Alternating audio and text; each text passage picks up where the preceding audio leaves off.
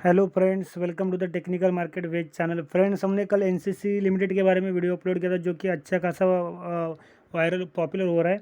और आज जिस स्टॉक के बारे में डिस्कस कर रहे हैं वो काफ़ी दिग्गज कंपनी है, लेकिन उसके बारे में मतलब इन्वेस्ट के बारे में किसी ने सोचा रहेगा नहीं रहेगा, आई डोंट नो। बट उसके बारे में बताना मैं अपना फर्ज समझता हूँ, क्योंकि स्टॉक थोड़ा अच्छा है और अच्छा खासा रिटर्न दे रहा है। पिछले 6 महीने से लगभग 200-250% का रिटर्न दे चुका है। और 7-8 महीने की बात करोगे, लास्ट 8 महीने की, तो लगभग 350% का रिटर्न दिया है। इतना गजब का रिटर्न दिया है, क्योंकि लॉकडाउन के समय उसका प्राइसिंग लगभग हो चुका था 40-50 के आसपास, और अभी उसका प्राइसिंग है 188 पे। तो आइए देखते हैं कंपनी है कौन सा, बिजनेस क्या करती है और उसका जानकारी। तो वीडियो स्टार्ट करने से पहले चैनल को सब्सक्राइब कीजिए जो लोग नए हैं, और बेल आइकन को दबाएं ताकि हमारे नए और अपडेटेड वीडियो अब तक पहुंच जाए। तो चलो स्टार्ट करते हैं अपना वीडियो।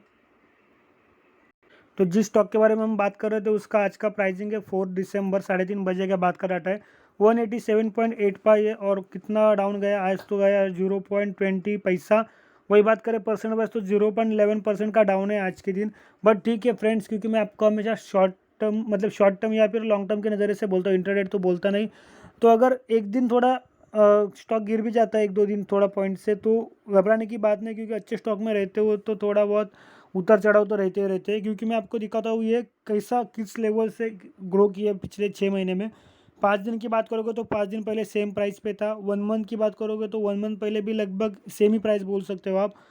अभी देखते हैं 6 महीने, तो 6 महीने पहले इसका प्राइसिंग था 81 रुपीज़, और वो भी 5 जून को।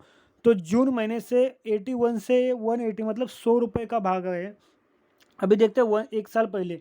तो एक साल पहले की बात करो फ्रेंड्स, तो मार्च में इसका प्राइसिंग था, देखो यहाँ पे देख सकते हो, 61-70 50 40-50 के आसपास ये था मार्च के टाइम पे। और 40-50 से लगभग कंपनी पहुंच चुके 187 पे, मतलब 4 गुना तो पैसा हो चुका है आराम से।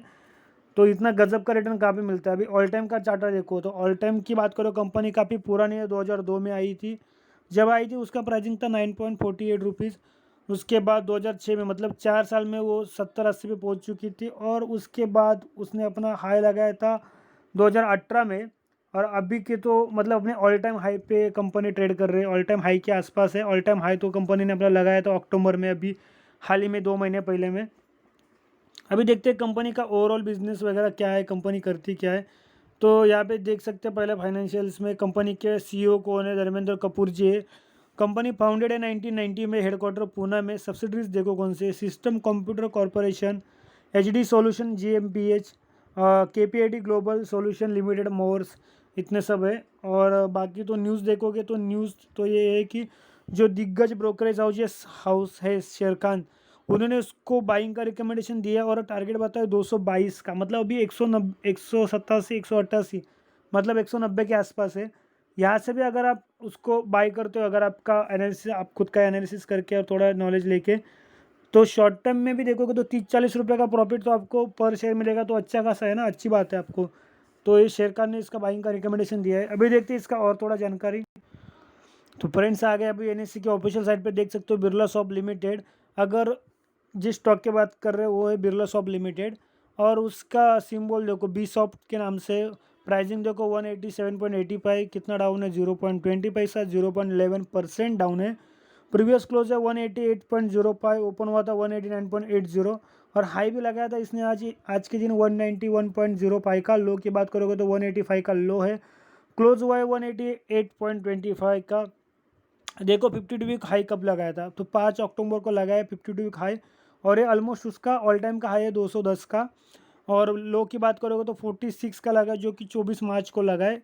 मतलब अगर लो से बात करोगे तो कंपनी ने अपना पैसा 4 से 5 गुना कर दिया है यहाँ पे, जो कि एक अच्छी बात है। और आज देखो क्वांटिटी कितना ट्रेड हुआ है, अपडेटेड डाटा है। क्वांटिटी ट्रेड हुआ है 8,08,57,621, उसमें से डिलीवरी उठाई गई है लगभग आधे से भी ज़्यादा, 4,97,260। परसेंट वाइज बात करोगे तो 57.98% की डिलीवरी उठाई गई है, जो एक अच्छी बात है। अभी देख सकते हो उसका क्वार्टरली रिजल्ट। तो लास्ट क्वार्टर के कंपैरिजन में कंपनी का जो क्वार्टरली रिजल्ट है वो भी अच्छा लग चुका है। यहाँ पे वैल्यूज देख सकते हो 4070, जो लास्ट क्वार्टर का वैल्यू है नेट प्रॉफिट लॉस की। और अभी सितंबर क्वार्टर की 4491.70 वैल्यूज इन लैक्स लिखा है यहाँ पे। अगर कॉर्पोरेट एक्शन की बात करते हो तो कंपनी अच्छा खासा डिविडेंड दे रही है। कंपनी ने इस साल में 3 बार डिविडेंड दिया है, 1 रुपया पर शेयर, ऐसा 3 बार दिया है। 7 फरवरी को दिया है, उसके बाद 13 अगस्त को दिया है, और बाद में 12 नवंबर को दिया है 1 रुपीज़ पर शेयर। इतना अच्छा रिटर्न मिला है डिविडेंड के तौर पे। वही बात करो 2019 में, तो 2019 में भी कंपनी ने 2 रुपये पर शेयर का डिविडेंड दिया है। अभी देखते थोड़ा और, तो अभी यहाँ पे देख सकते हो बिरला सॉफ्ट लिमिटेड के बारे में 188.25, जो कि मैंने आपको ऑलरेडी बता चुका हूँ यहाँ पे। ये उसका डाटा है 1 डे का। अभी देखते हो ऑल टाइम में कंपनी ने कितना रिटर्न दिया है। तो ऑल टाइम की बात करोगे तो इतना गजब का रिटर्न आपको कहाँ मिलता है फ्रेंड्स, मतलब 18 साल में, 17-18 साल में 1208% का रिटर्न मिला है। 17-18 साल की बात करो अगर एफडी तो कितने 7 साल में पैसा डबल होता है। तो 7 7 दूनी 14, मतलब कितना रिटर्न मिलेगा आपको, ज़्यादा रिटर्न नहीं मिलेगा। वही कंपैरिजन करो अगर आप मार्केट में, तो इतना गजब का रिटर्न मिला है। एक पेनी स्टॉक से कंपनी इतना गजब का रिटर्न दे चुकी है। और एक बात है कि इंडिया के कोई दिग्गज इन्वेस्टर है जिनके पोर्टफोलियो में ये स्टॉक है, और अच्छी खासी क्वांटिटी भी है। अभी देख सकते हो उसका intrinsic value, current price is less than intrinsic value. Return की बात करोगे तो रिटर्न एफडी से अच्छे रिटर्न मिले। डिविडेंड तो अच्छा खासा दे ही रहा है, देखो stock offers good dividend return. Entry point भी सही है उसका, अभी भी दिखा रहा है एंट्री पॉइंट देखो, good time to consider stock is not overbought zone. Red flags found देखो तो स्टॉक इज एएसएम लिस्ट है। और पी की बात करोगे तो 23.11 का पी है। सेक्टर का पी 27.24 है। और बाइंग का रिकमेंडेशन देखो इस साइड का तो लगभग 100% का रिकमेंडेशन बाइंग, और बाइंग का रिकमेंडेशन इस साइड का उसका 100% का, जो कि आप देख सकते हो। अभी देख सकते हो बिरला सॉफ्ट कंपनी करती क्या है। Birla soft limited is a technology company engage in computer programming, consultancy and related activities. मतलब बेसिकली ये आईटी कंपनी है, जो कि आपको आइडिया तो आ चुका होगा, और अगर आप जानते हो तो आपको तो आइडिया होगी कंपनी करती क्या है। प्रोग्रामिंग, कंसल्टेंसी रिलेटेड एक्टिविटीज़ सब करती है आईटी सेक्टर में।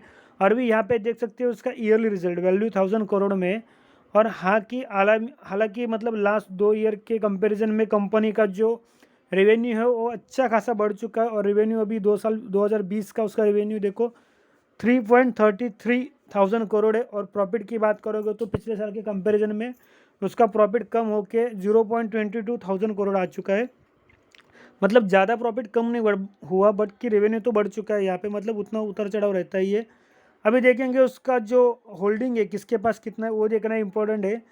तो देखते हैं कि उसका होल्डिंग, तो यहाँ पे देख सकते हो प्रमोटर के पास है 40.74, म्यूचुअल फंड के पास है 8.97%, अदर डोमेस्टिक इंस्टीट्यूशन के पास है 0.62%, और फॉरेन इंस्टीट्यूशन के पास है 22.46%, रिटेल और अदर पार्टीज के पास है 27.19%।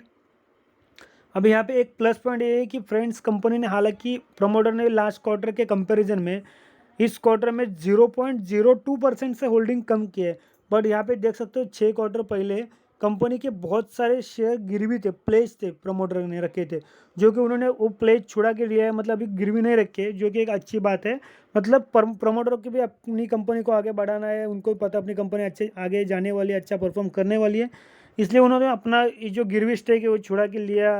गिरवी स्टेक मतलब गिरवी शेयर अभी प्लेज थे वो जो नहीं रखे, मतलब रखे तो गिरवी। अभी देख सकते हो म्यूचुअल फंड, तो म्यूचुअल फंड का होल्डिंग देखोगे तो लास्ट क्वार्टर के कंपैरिजन में म्यूचुअल फंड ने अपना होल्डिंग लगभग 2.5% से बढ़ाया है। और म्यूचुअल फंड कंटिन्यूसली अपना होल्डिंग बढ़ाते आ रहा है लास्ट 6 क्वार्टर से, एक पॉजिटिव साइन है। मतलब इसी क्वार्टर में, हर क्वार्टर में बढ़ा रहा है, लेकिन इसी क्वार्टर में थोड़ा ज़्यादा बढ़ा है 2.5% से। वही बात करोगे अदर डोमेस्टिक इंस्टीट्यूशन की, तो अदर डोमेस्टिक इंस्टीट्यूशन वालों ने अपना होल्डिंग इस क्वार्टर में थोड़ा सा कम किया है, बट ठीक ठाक है, इतना कम नहीं, 0.22% से कम है। और फॉरेन इंस्टीट्यूशन की बात करोगे तो उन्होंने अपना होल्डिंग लगभग 2.5% से कम किया है। मतलब जहाँ पे इनका होल्डिंग कम हुआ तो म्यूचुअल फंड वालों ने अपना होल्डिंग बढ़ा लिया। मतलब जितना उल्टा पलट हुआ वो किसी ने तो एडजस्ट कर लिया है। मैं आपको हमेशा बोलता हूँ कि अगर कोई बड़ी पार्टी, अगर मतलब जैसे कि म्यूचुअल फंड हो, डोमेस्टिक हो, फॉरेन इंस्टीट्यूशन हो, या प्रमोटर हो, कोई अपना होल्डिंग ज़्यादा परसेंट से बढ़ा लेता है तो उनको समझ लेना चाहिए कि स्टॉक में कुछ अच्छा होने वाला है। क्योंकि उनके पास कैसे एनालिसिस करने के लिए बहुत सारी बड़ी टीम रहती है, लोग रहते हैं, तो उनका analysis most of the time थोड़े सही वे में जाने का चांसेस ज़्यादा रहता है। और ये भी देख सकते हो रिटेल और अदर पार्टीज़, तो रिटेल इन्वेस्टर और अदर पार्टीज़ का जो होल्डिंग है वो 27.90% का है। और किसका कितना परसेंट है देख लो, रिटेल इन्वेस्टर का है 10.19% इसमें, और अदर पार्टीज़ का 17%, जिसका कंबाइन करके 27.90% शो किया है। अभी फ्रेंड्स मैं आपको हमेशा की तरह बोलूँगा कि इन्वेस्ट करने से पहले अपने फाइनेंशियल एडवाइज़र से डिस्कस जरूर कीजिए, क्योंकि इन्वेस्ट आपको करना है, रिस्क भी आपका रहेगा। लेकिन सोच समझ के किसी भी स्टॉक में इन्वेस्ट कीजिए, लेकिन मार्केट में बने रहिए, अच्छे स्टॉक में बने रहिए।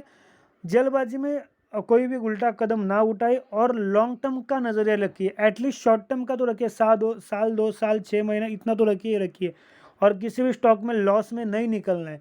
अगर लॉस होता भी है तो होल्ड कीजिए, लेकिन लॉस में नहीं निकलना है, क्योंकि लॉस बहुत ज़्यादा हो जाता है और प्रॉफिट का टाइम हो तो प्रॉफिट थोड़ा स्लोली मिलता है, तो इसकी वजह से लॉस में नहीं निकलना है। मिलेंगे अगले वीडियो में, तब तक मार्केट में बने रहिए, एनालिसिस करते रहिए।